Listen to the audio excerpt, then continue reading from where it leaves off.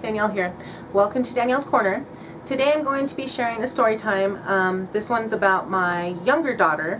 When she was little, I believe she was about 2 or 3, and but like since she was little, like since she was in her carrier, her toes would always be pointed, like in her carrier. They would not like hard pointed, but they'd always be like out.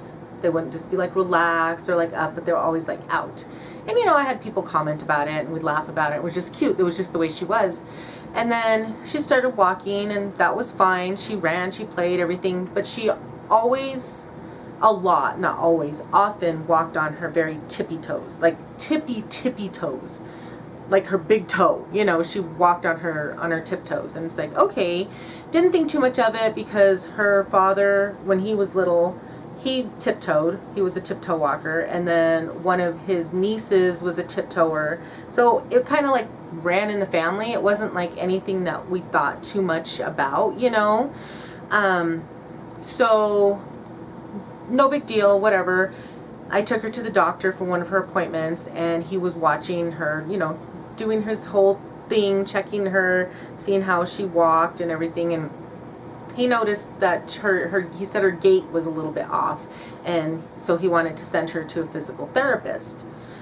Okay, so made an appointment with the physical therapist, went over there, and then so what happened was, as she continued to walk on her tiptoes, the muscles in her calf and the back of her leg were not stretching, because she was always on her tiptoes, so that muscle just was like balled up, so they weren't stretching. So she did some physical therapy with that. In the meantime, I guess she saw a few things that she thought needed some other testing, so she sent us over. It was in the same building, so we went over to another specialist. I don't even know what she was called, but anyway, she did a few tests with her, like as far as like the way she held things and the way she did things. And it was determined that she had a sensory processing disorder. So I'm not a specialist. I don't know much about. All I know is, you know, they took care of her. So she had to go to 2 different specialists 2 different times a week, I believe. So she went to the physical therapy, and then she went to the other specialist. And the other one, so the physical therapy would be like going like through the stairs and up and down stairs and different things, and she'd do like stretches to stretch out her legs and that kind of stuff. It was all fun stuff. Like, she was little, so everything was fun. And then the other one, she would have her like, she traced like her body on a piece of paper and had her like name like what different things, because like I guess with sensory processing, a lot of times they don't notice like different parts of their body. I don't know. It's a to me a strange thing. Even though I've dealt with it, it's still kind of different. But it does say, I looked up some information just so I could kind of try to explain it. But like, children may be oversensitive if they think clothing feels too itchy or scratchy. And like, she was always I mean, she could not have a tag in her. I know a lot of us are like that, but she could not have a tag. I had to cut them all off. It would drive her crazy. Thinks light seems too bright. She's still like that. Thinks sounds seem too loud. Sounds are just too loud. Same thing. That has always bothered her. Thinks soft touches feel too hard. And this isn't necessarily that every child that has a sensory processing disorder is going to have all of these.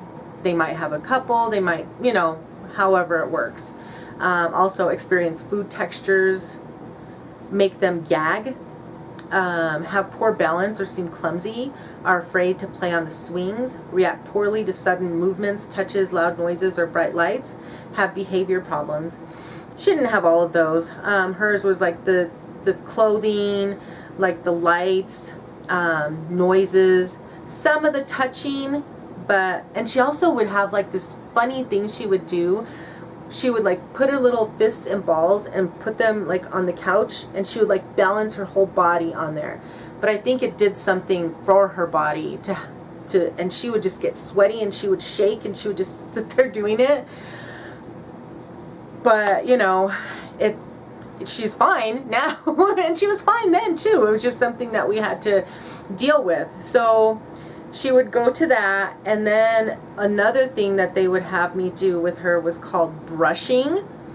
And they gave me this brush, and I have a picture of it because I don't have it anymore. Can you guys see this? So yeah, it was like a brush like that, and kind of like a baby brush. And I would just have to, and the therapist would do that every time we went also. So I'd brush her on her arms, on her legs, on her, mostly I think it was the arms and the legs. And you brush just one way. You didn't want to go back and forth. You'd brush her one way, and then when I was done brushing her, I'd have to like squeeze her, like her shoulders and her arms all the way down. And that was supposed to, you know, help her with her sensory. So we did that for quite a while, and then the physical therapist said her muscles in her legs weren't stretching the way she wanted them to. So she actually had to put her in casts. So she had little casts on her feet up to her knees. We had to have that done, and you know, slowly making her feet to where they would bend properly, you know, because instead of being up on her tiptoes, she was slowly stretching out the calf muscles to where she could have, you know, full movement. So yeah, that was horrible, because if they got itchy, you know, even like she was in preschool, so this must have been when she was 3, because she was in preschool. And like for her to go out on the playground, they had to put little baggies over them, and, you know, baths, everything. She did that, I believe, I want to say maybe 2 months. So yeah, she did that for about 2 months, and we had to go in, like, it wasn't like the same cast for 2 months. We did like a cast for like 2 weeks, and then we'd go back in, and she'd put a new cast on her, because each time she was stretching them out a little bit more, and you shouldn't want to do that all at once. So we did that, still going to the sensory one, and yeah, I mean, eventually she got out of the cast. As soon as she got out of them, she walked, poor thing, she walked weird for a little bit, because, you know, she's been in a cast for like 2 months, and then all of a sudden it's like, oh, let's take these casts off. So she walked kind of weird for maybe a few days, probably. I felt bad for her, but then yeah, she's, you know, she has a little bit of, like, she doesn't flex her feet all the way. She doesn't even like the way it feels. You know, she'll have little issues with things like that. Even still, like loud noises. Like when we go to church, she has to wear earplugs when they're doing the music, because the music, the drums can be too loud for her.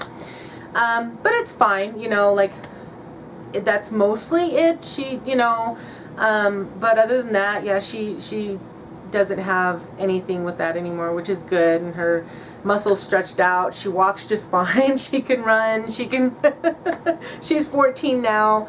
So yeah, I can go ahead and put some information linked down below if you have any questions on sensory processing disorder. It is something that a lot of times will take people into adulthood. You know, she will probably have these things, some of this stuff forever, or learn to, you know, work through it. We don't know. It's okay. Loud noises, not a big deal. It's not a big deal that she has an issue with that. So yeah, let me know if you have any questions. Let me know if you've ever dealt with anything like this, if your kids have had it, or you have, what was done, how it was found out. I would love to hear from you. Definitely consider subscribing. I would love to have you. And I hope you enjoyed this, and I hope you're having an amazingly blessed day and an amazingly blessed week. And I will see you all in my next video. Bye!